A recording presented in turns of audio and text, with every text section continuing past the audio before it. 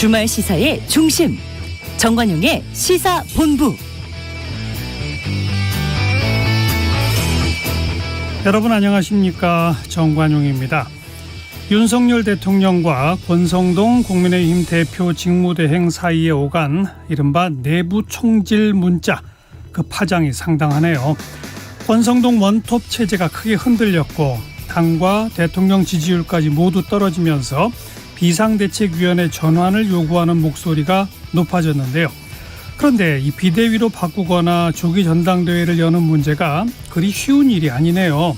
당원 당규 해석과 그 실현 가능성을 두고 당내 의견이 분분하다 보니까 지금 상황은 안개 속에 쌓인 형국인데, 국민의힘 이 당내 위기 어떻게 수습할까, 과연 출구를 찾을 수 있을까, 다각도로 살펴보는 시간 갖도록 하겠습니다. 정관용의 시사본부 토요일 순서 출발합니다. 먼저 도로공사 연결해서 고속도로 상황 전해드리죠. 유가연 캐스터. 네, 여름 휴가철입니다. 나들이 차량이 그야말로 쏟아지고 있는데요. 게다가 지금 이 시간대가 가장 혼잡한 시간대라서 어느 노선을 선택하더라도 정체가 극심합니다. 강원 바다로 향하는 길부터 살펴봅니다. 영동고속도로 강릉 방향 경계권에선 신갈분기점부터 양재터널, 덕평 휴게소 부근부터 여주 휴게소 부근까지 쭉 밀리고요. 강원권에선 특히 원주와 횡성, 평창 지역을 중심으로 막히는데, 정체 구간으로 따지면 원주 분기점부터 새말까지, 동둔내 요금소 부근부터 봉평터널 사이로 가장 어렵습니다. 서울 양양선 양양 방향은 고속도로 들어서자마자 꽉 막힙니다. 강일 나들목을 시작으로 서종까지 19km 구간 정체고요. 이후로 강원권 진입하면 남춘천과 홍천 휴게소 부근에서 시간적인 여유가 넉넉히 필요합니다. 충청 이남으로 가신다면 경부고속도로 부산 방향이 가장 힘겹습니다. 충청권에서만 40km 이상의 정체가 몰려있는데요. 천안인 망양 휴게소 부근부터 청주, 그리고 대전 비룡 분기점을 지날 때까지 계속해서 가다서다 답답하겠고요. 중부고속도로 남이 방향으로는 경기권에서 한 번에 가장 길게 막혀서 동서울 요금소 부근부터 경기 광주 분기점까지 15km 구간, 지나서는 호법 분기점이나 진천, 오창 부근에서도 속도를 줄입니다. 지금까지 한국도로공사 교통센터 유가연이었습니다.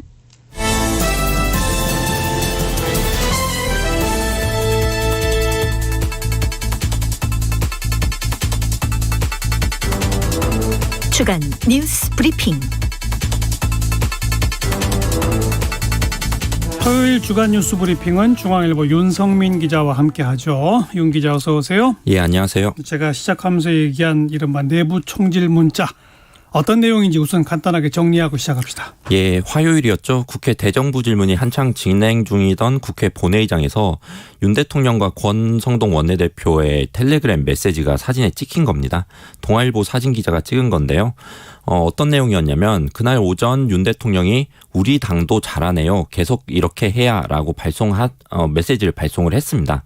그리고 나서 내부 총질이나 하던 당대표가 바뀌니 달라졌습니다라고 보낸 건데요. 예. 권성동 원내대표는 대통령님의 뜻을 잘 받들어 당정이 하나 되는 모습을 보이겠습니다라고 답을 했습니다. 그간 윤석열 대통령이 이준석 국민의힘 대표와 껄끄러운 사이라는 것은 어느 정도 알려져 있던 사실이었죠.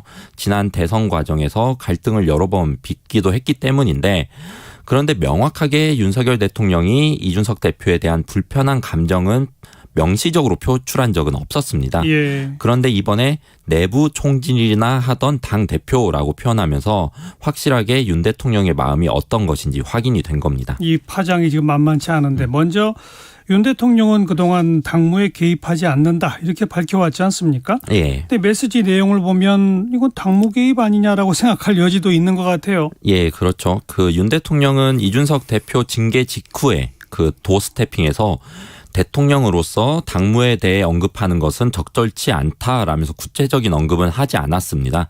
당원의 한 사람으로서 참 안타깝다, 이 정도만 밝혔었거든요. 예. 그런데 이번 메시지로 윤 대통령이 강조해오던 당무 불간섭 원칙에 의문을 제기하는 시선도 커졌습니다. 그렇죠. 예, 사실상 텔레그램 메시지를 통해서 당무에 개입하고 있었다는 거 아니냐라는 건데, 그리고 그 무엇보다도 이 대표 징계의 배후에 윤 대통령의 의중이 있고 그 의중에 따라서 윤핵관들이 그 징계를 주도한 것이다라는 소문이 있었거든요. 그렇죠. 그런데 그런 소문이 이번 메시지로 사실로 증명된 거다라는 시각도 있습니다. 예.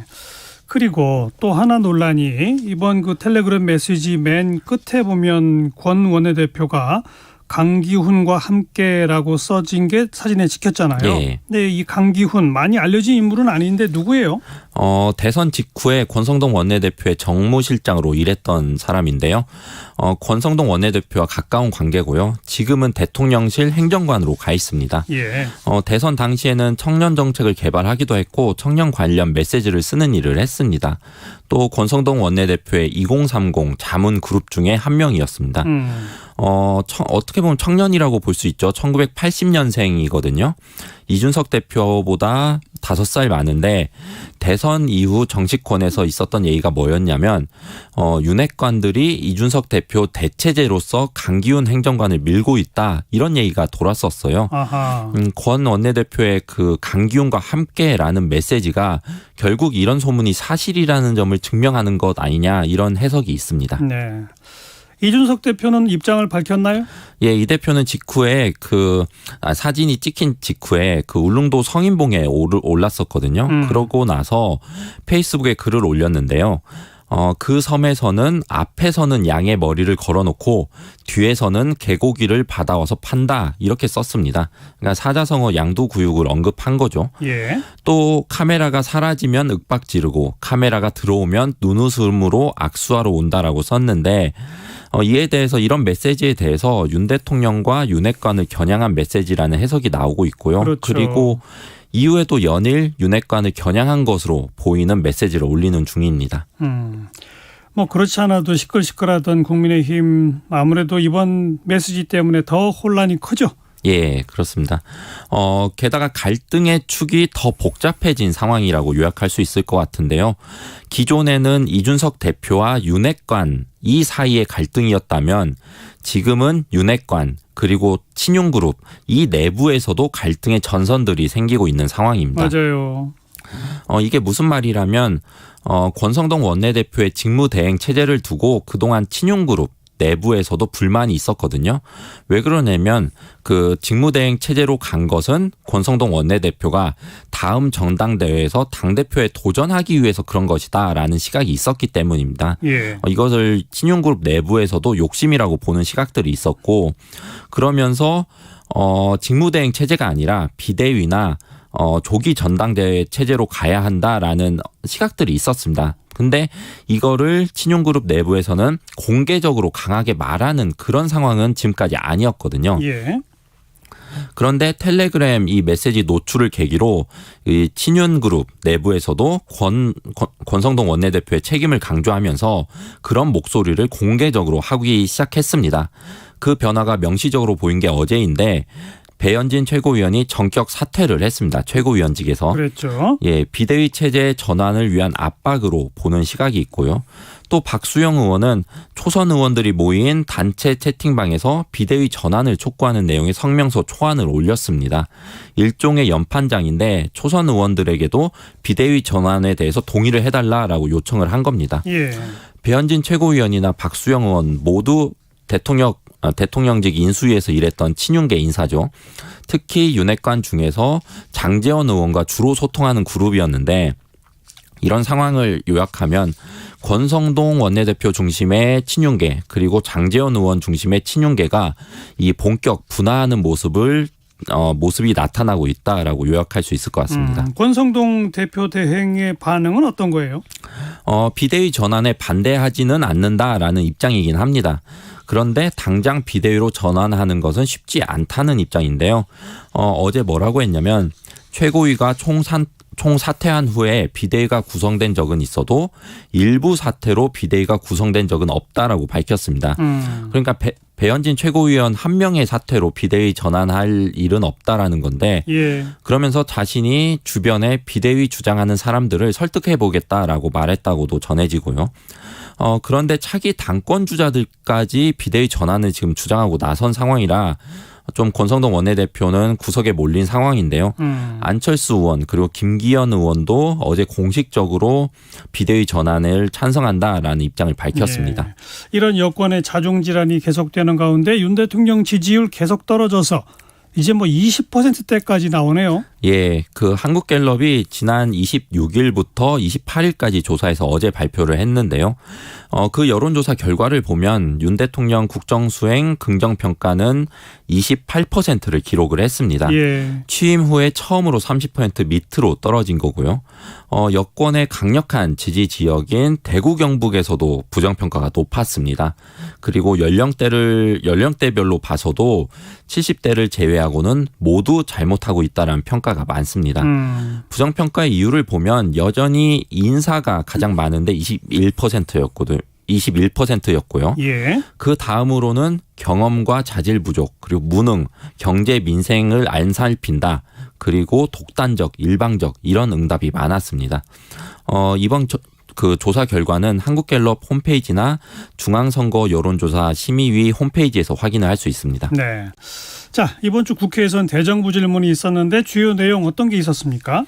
우선 사면에 관한 내용이 많이 주목을 받았습니다. 한덕수 총리가 이재용 삼성전자 부회장과 신동빈 롯데그룹 회장의 특별 사면을 대통령에게 건의하겠다라고 밝힌 건데요. 한덕수 부총리는 지난 13일에도 경제인 사면에 대해서 언급을 한 적이 있었습니다. 그때 당시에는 국민 눈높이에 어긋나지 않는다라고 이 정도로만 말을 했는데 대통령에게 건의하겠다라고 거기에서 더 나아간 발언을 한 거죠. 그러네요. 그러면서 기업인을 대상으로 한 8.15 사면이 급물살을 타지 않겠냐라는 전망이 나오고 있는 상황입니다. 그리고 한동훈 법무부 장관과 전직 법무부 장관이었던 박범계 민주당 의원의 공방도 화제가 됐는데요. 예. 박범계 의원은 그 법무부 장관의 인사 검증을 계속 따져 물었습니다. 그러면서 정부 조직법에 따르면 법무부 장관의 업무 범위에 인사 검증이 없다라고 그래서 인사 검증을 하면 안 된다라고 지적을 한 건데요. 예. 그러자 한동훈 장관은 그 박범계 의원이 과거에 근무했던 민정수석실은 어떤 근거로 인사 검증을 했냐. 제 일이 잘못이면 민정수석실의 인사 검증, 그러니까 과거 했던 그 검증도 위법이다라고 반박을 했습니다. 또 박범계 의원이 검찰총장이 없는데 한동훈 장관이 평검사 인사까지 다 했다라고 지적을 했는데요. 이에 대해서도 한동훈 장관은 박범계 의원이 법무부 장관일 때 윤석열 검찰총장을 패싱하고 인사를 다 하지 않았냐 이렇게 맞받아친 겁니다. 예. 그리고 이상민 행안부 장관의 대정부 질문도 주목을 받았는데 경찰국 신설이 지금 계속 논란이 되고 있지 않습니까? 그렇죠. 여기에 대해서 계속 문제가 없다 이렇게 물러서지 않는 모습을 보였습니다. 경찰국 신설이 문제가 없다는 걸 계속 강조했고 특히 이상민 장관은 전국 경찰서장 회의를 옛 군 사조직인 하나회의 쿠데타에 빗댔는데 이에 대해서도 국가와 정부가 위태로워지기 때문에 쿠데타에 이를 수 있다라고 비유한 것이라며 잘못이 없다라는 입장을 보였습니다. 예. 다만 그 대정부 질문 마지막 날인 수요일에는 발언이 지나쳤다면 비판을 겸허히 수용한다라고 밝혔습니다. 자, 민주당 소식으로 가서 엊그제 전당대회 예비 경선을 마쳤고 당대표 후보 컷오프된 3명, 이재명 의원 외에 박용진, 강훈식 2명이 뽑혔죠. 이 구도 어떻게 봐야 합니까? 이재명 대 97그룹 구도로 봐야 될 것 같은데요. 박용진, 강훈식, 박주민, 강병원 후보가 70년대생, 90년대 학번으로 97그룹 대표 인물들이었는데요. 예. 이 중에서 박용진, 강훈식 후보가 통과를 했습니다. 박용진, 강훈식 후보 모두 단일화를 논의하겠다라는 입장이어서 최종적으로 전당대회에서는 이재명 후보 대 97그룹 후보 한 명의 1대1 구도가 만들어질 가능성이 높습니다. 예. 다만 단일화라는 게 각자 입장이 달라서 실제 이루어질 것이라고는 100% 확신은 힘든 건데요. 어제도 단일화에 대해서 두 후보가 엇갈린 입장을 내놓았습니다. 시점에 대해서는 박용진 후보는 ARS 투표가 시작되는 8월 3일 이전에 하면 좋다라는 입장이고 강훈식 후보는 제 비전을 말할 시간이 더 필요하다라면서 좀 늦게 하자는 입장을 보였습니다. 예. 현재로서는 당내 지지세가 박용진 후보가 더 높다고 판단이 되는 상황인데 그러다 보니까 강훈식 후보 입장에서는 더 시간을 확보하겠다는 입장이고요. 그렇겠죠. 단일화 방식에 대해서도 박용진 후보는 당심 70%, 민심 30%라는 구체적인 비율을 언급을 했습니다. 반면 강훈식 후보는 어떻게 하면 이변을 만들 수 있을지 후보 간 논의를 해야 한다면서 후보 간 담판으로 결정하자는 식으로 말을 했습니다. 예. 이번 그 전당대회 예비 경선 결과를 두고 정치권에서는 민주당의 당심에 뚜렷한 변화가 감지된다 이런 제목의 기사가 많던데 어떤 내용이죠? 당대표 예비 경선 결과만 보면 기존 전통 세력의 퇴조가 뚜렷해졌다고 볼 수 있습니다. 예. 무슨 말이냐면 전통적으로 민주당은 김대중 전 대통령의 정치적 유산을 이어받은 DJ 세력 그리고 노무현 전 대통령 때부터 시작된 친노, 친문 세력 이렇게 두 개의 세력이 가장 큰 세력으로 구성이 됐었는데 그렇죠.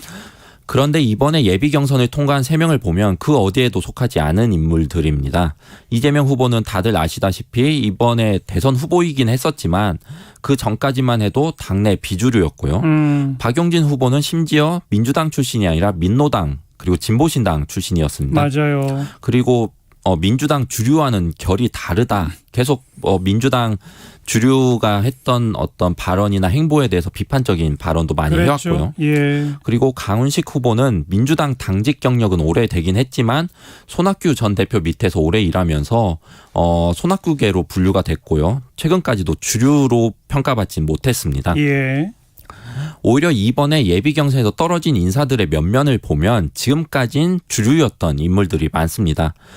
예를 들면 서른 후보 같은 경우는 DJ 세력인 동교동계의 막내였고요. 그렇죠. 그리고 김민석 후보 같은 경우에는 DJ가 그러니까 김대중 전 대통령이 영입했던 인사고 그리고 민주당에서 좀 세력이 크다고 평가받는 정세균계 일부의 지원을 받았었습니다. 그런데도 떨어진 거죠. 그렇죠. 그리고 친노 그리고 친문계로 분류되는 강병원 후보도 탈락을 했습니다.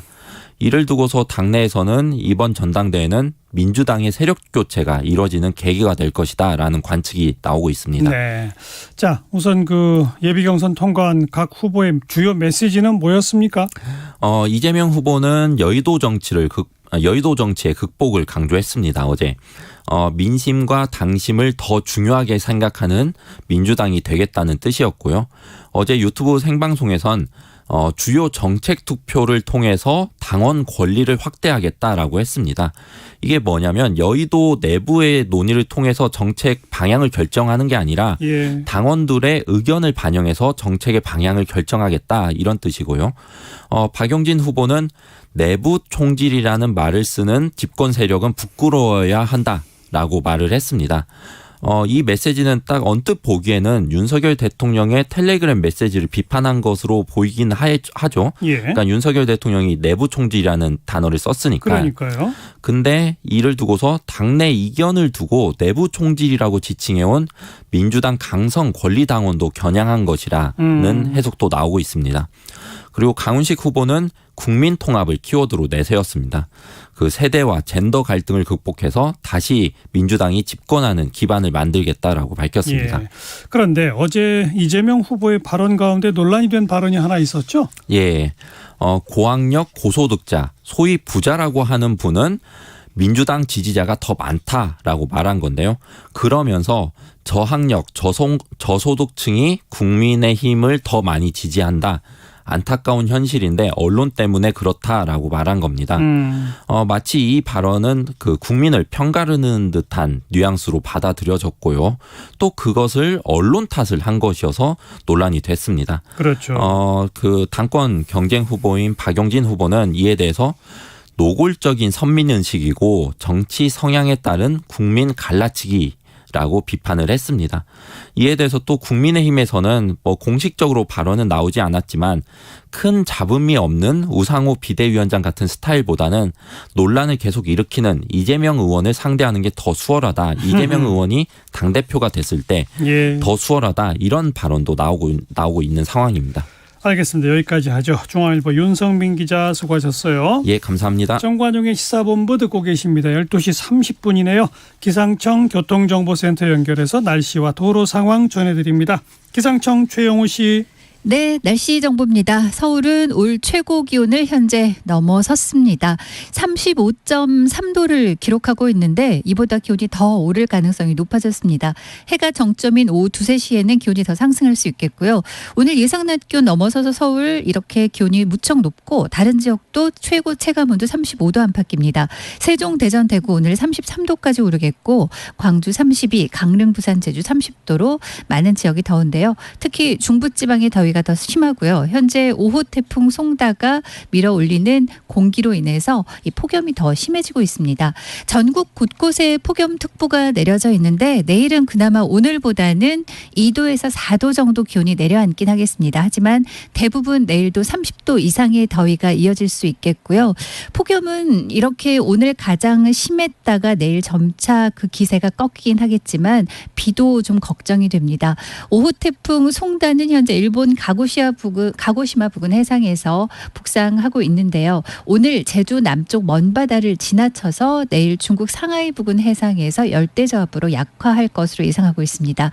이 영향으로 인해서 특히 오늘부터 모레까지 제주와 남해안에 많은 비 예보 있고요. 바람도 강해서 현재 강풍특보 내려져 있고 제주나 남해 주로 먼바다로 태풍주의보 발효 중입니다. 제주 곳곳은 호우경보와 주의보도 발효 중인데요. 제주도와 전남권을 중심으로 30에서 최고 300mm 이상의 비가 내일까지 예보돼 있고요. 남부지방은 오늘 오후부터 점차 비가 확대돼 10에서 60mm 그리고 내일은 전국으로 비가 확대돼 모레까지 이어지면서 중부지방의 경우 내일까지 5에서 40mm의 강우량 잡혀 있습니다. 이와는 별개로 오늘 오후부터 저녁에 수도권을 포함한 중부지방이나 일부 남부지방에 소나기도 예보가 돼 있습니다. 현재 서울 기온은 35.3도입니다. KBS 날씨 정보 전해드렸고요. 계속해서 이 시각 교통 상황 KBS 교통정보센터로 갑니다. 김한나 씨가 정리해드립니다. 네, 지금 여름 휴가 떠나는 차량들로 정체가 길게 이어져 있는데요. 낮 12시 무렵 최대 정체될 것으로 예상된 만큼 지금 차가 굉장히 많습니다. 지금 출발하신다면 요금소를 중심으로 서울에서 강릉까지 4시간, 서울에서 대전까지는 3시간 10분가량 소요되겠고요. 대구까지는 5시간 10분 정도 소요되겠습니다. 먼저 영동고속도로 강릉 방면 신갈분기점에서 양지터널 부근 16km, 또 덕평휴게소 부근에서 여주 휴게소까지 14km 어렵고요. 원주 분기점에서 새마을 부근까지 또 동둔내 하이패스에서 봉평터널까지도 10km 이상씩 정체되고 있습니다.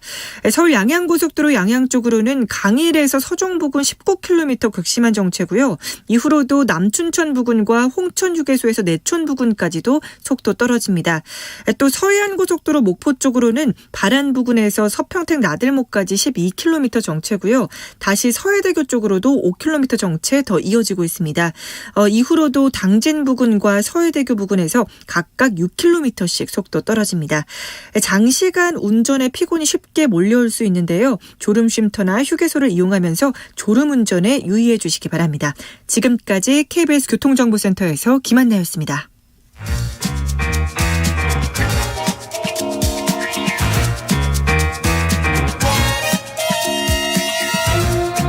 KBS 일라디오의 시계는 쉬지 않고 돌아갑니다. 주말 정오, 정관용의 시사본부.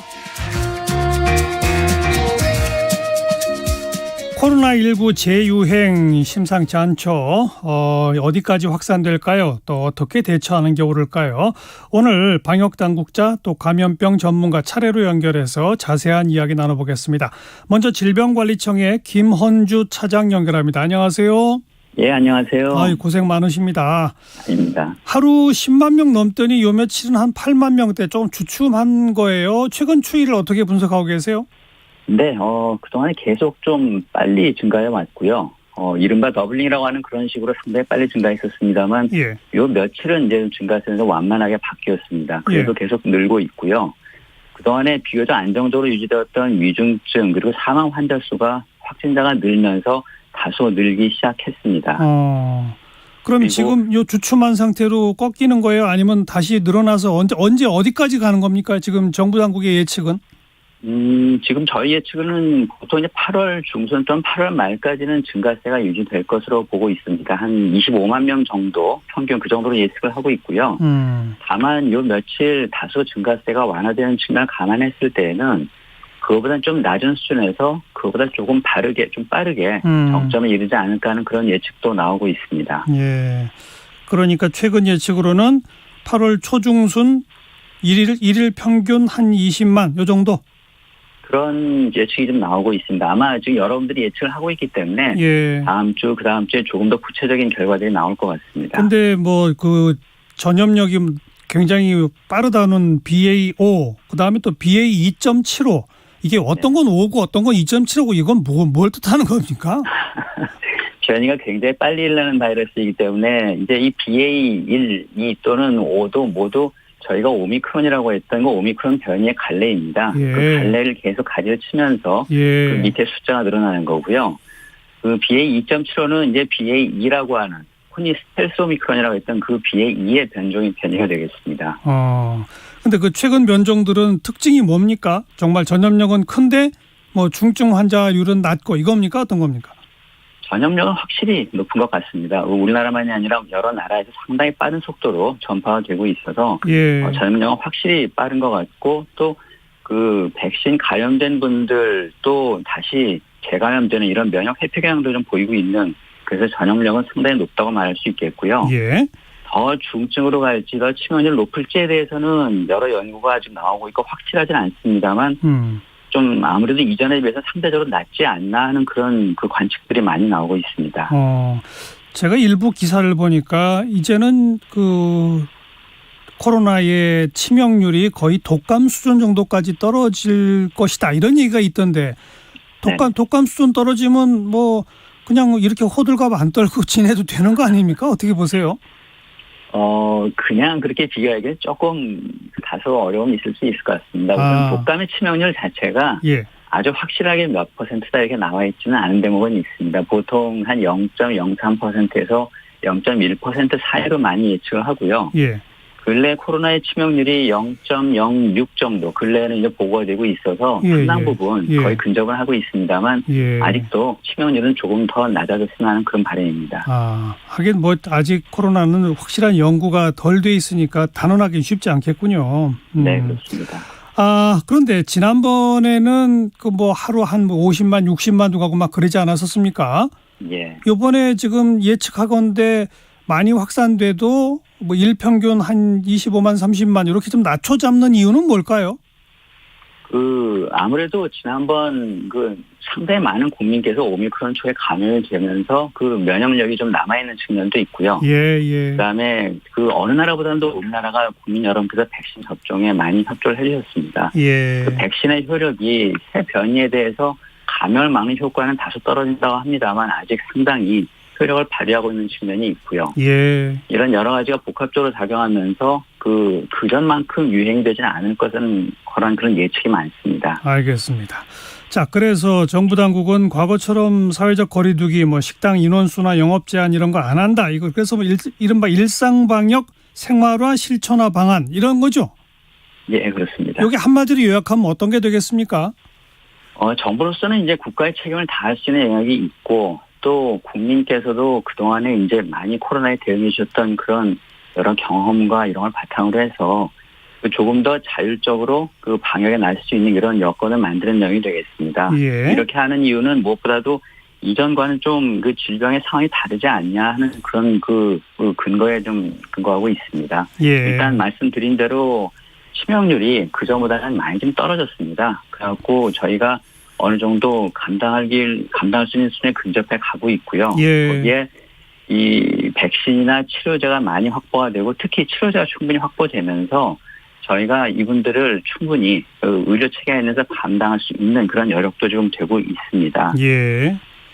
그런 여러 측면 감안했을 때 저희가 일단 정부로서 국민의 치료와 진단검사 이런 데 최선을 다하면서 자발적인 방역 참가 그리고 자발적인 이런 일상 방역 준수 이런 노력이 어우러질 때 아마도 지금 이 감염 예측 수준이라고 한다면 충분히 돌파할 수 있지 않을까 하는 기대를 하고 있습니다. 예. 그러니까 자율적, 자발적인 참여라고 하면 일상생활에서는 뭐 마스크 쓰고 다니고 뭐 손 씻기나 이런 거 잘하고 뭐 이런 등등의 수칙만 지켜라 이런 거고요. 네네. 그다음에 혹시 무슨 목이 아프거나 이런 증상이 생기면 어떻게 해야 되는 거죠? 일단은 지금 검사를 받을 수 있는 길은 굉장히 많이 열려 있습니다. 지금 과거와 달리 이제 자가검사 키트가 지금 모든 약국이라든가 편의점 또 의료기관에서 지금 검사 받을 수 있는 길이 열려 있고요. 예. 증상이 있을 때는 빨리 자가검사를 받으시거나 또는 이제 가까운 병의원을 방문하셔서 검사를 받고 확진 여부를 판단하시는 게 우선 필요할 것 같습니다. 예. 제가 최근에 들은 어떤 지인의 사례를 보면 몸이 좀 이상해서 자가진단 키트로 이렇게 스스로 해봤더니 양성이 나왔대요. 네네. 그리고 뭐 하루 이틀 지났는데 몸이 좀 더 안 좋아서 뭐 보건소나 병원에 연락해서 PCR 검사 받을 수 있어야 했더니 검사 받지 말고 그냥 약을 처방해 준다던데 이게 합리적인 겁니까? 어떤 겁니까? 저 정확한 얘기를 듣지는 않으신 것 같습니다. 일단 자가검사 키트를 통해서 양성이 나왔으면 예. 그 양성 결과만으로도 가까운 병의원이나 또는 보건소에서도 검사를 PCR 받을 수가 있습니다. 그래서 확진을 받을 수 있고요. 또는 병의원에 가서 이제 전문가용 RAT 검사를 받을 경우에는 그것만으로도 확진으로 인정을 받고 전문가용 진단 키트죠. 간이 진단 키트. 예. 네네. 그 전문가용 키트만으로도 확진 인정을 받고 필요한 약을 처방받을 수가 있습니다. 예. 하긴 전문가용 간이 진단 키트가 됐건 자가 진단 키트가 됐건 거기서 양성이 나왔는데 굳이 PCR 검사를 해서 그 PCR 검사는 결과 받으려면 하루 또 기다려야 되지 않습니까? 그렇습니다. 그럴 필요 없이 그냥 약을 바로바로 처방해 주면 되는 거군요. 그렇습니다. 그런데 일부 병의원에서 치료제 처방이 좀 현실적으로 어렵다는 얘기가 나오는 건 무슨 얘기입니까?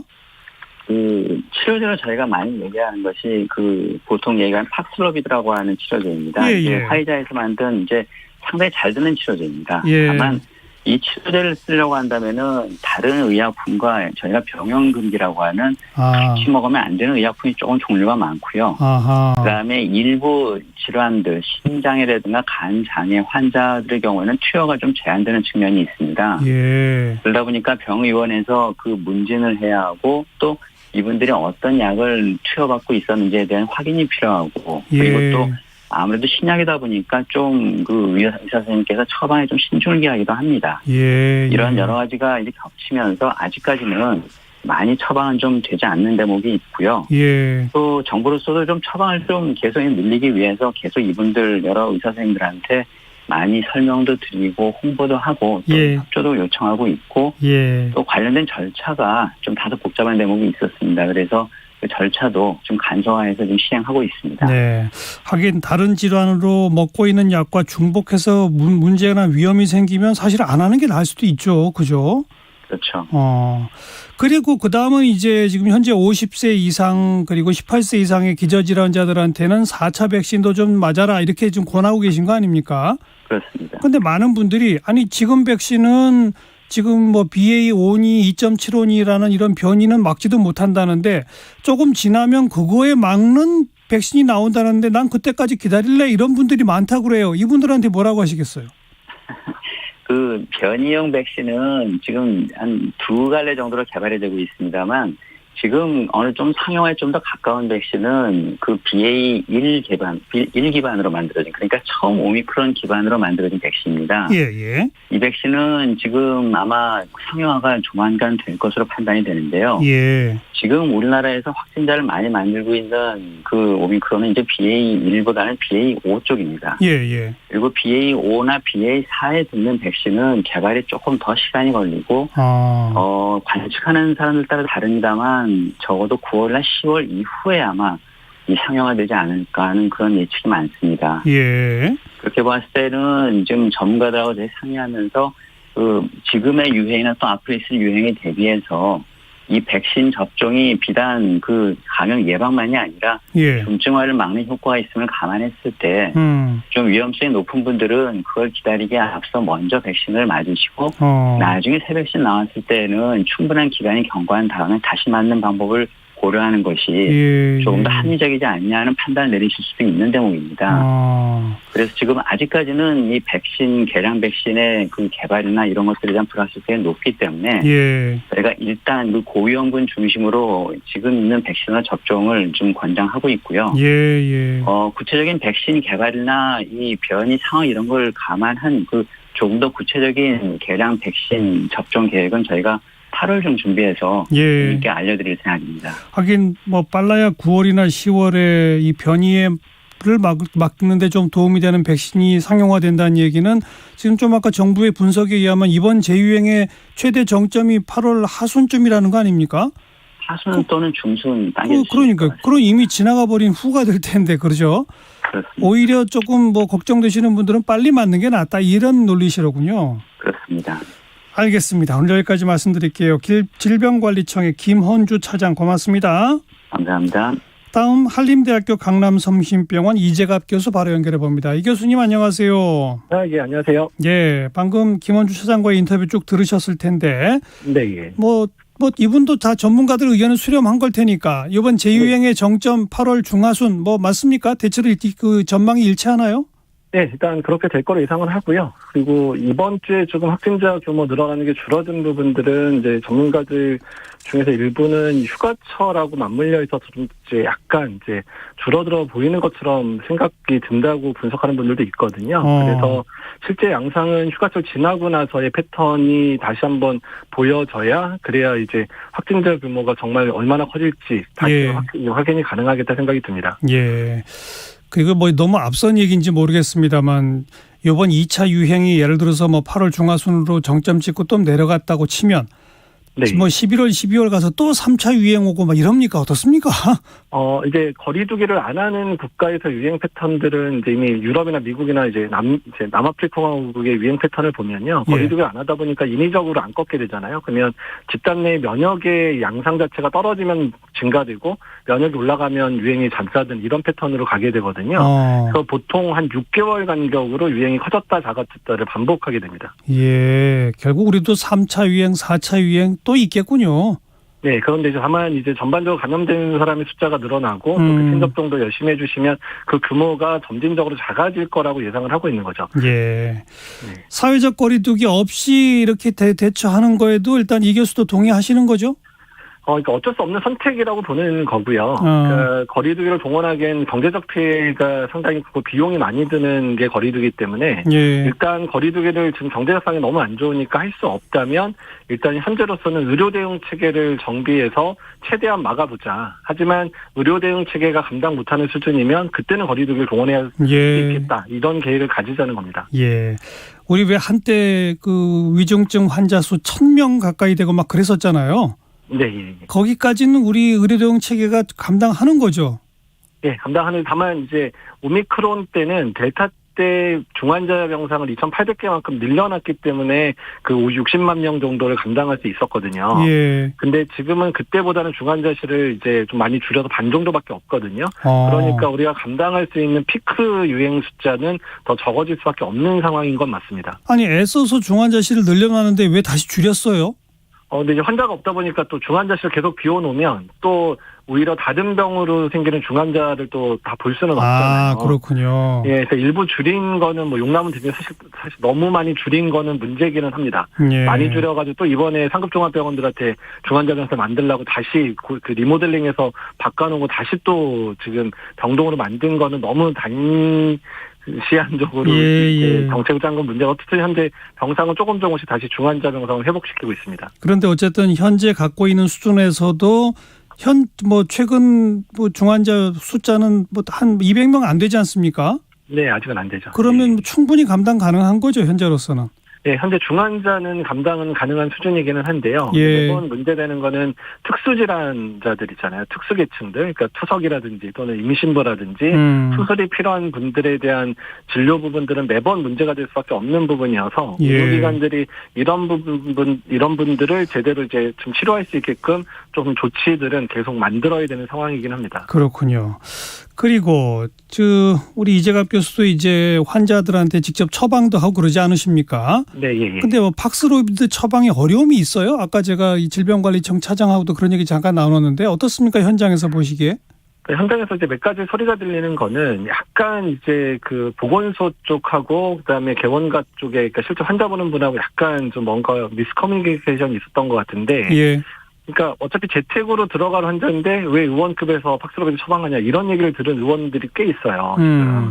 근데 워낙에 지금 원스톱이라는 게 신속항원 양성이든 PCR 양성이면 그냥 개원가 가서 바로 이제 팍스로비드 받을 수 있게 만드는 게 원스톱 제도의 설명인데 그러니까요. 잘못되다 보니까 왜 보건소나 방역당국의 일부 아마 이제 설명을 제대로 못 들으신 분들 같은 경우인데 예. 왜 의원급이 그래 고가약만 처방하는 이런 식으로 뉘앙스를 얘기했던 적이 좀 있다고 들었거든요. 그래서 이런 오해나 이런 부분은 빨리 좀 해결해서 의원급이든 이제 외래에서 팍스로비드 처방이 제대로 될 수 있게끔 이제 교육이라든지 이런 부분이 좀 상당히 선행돼야 될 거로 생각을 하고 있습니다. 네.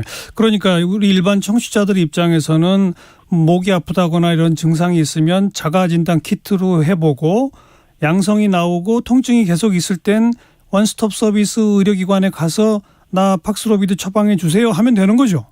일단 이제 신속항원 검사를 전문가용 신속항원 검사 또는 PCR을 통해서 확진은 받으셔야 되고요. 예. 확진이 됐을 때는 현재 60대 이상 어르신들은 기저질환 없이 처방이 가능하고요. 50대는 기저질환 있는 분들한테 팍스로비드 처방을 하거든요. 네. 그러니까 다른 연령대는 이제 아직 팍스로비드 처방 대상은 아니니까 그 연령대 그리고 기저질환 있는지 이 여부를 이제 담당 의사 선생님하고 상의해서 처방받으시면 됩니다. 그러면 50대인데 기저질환이 없다.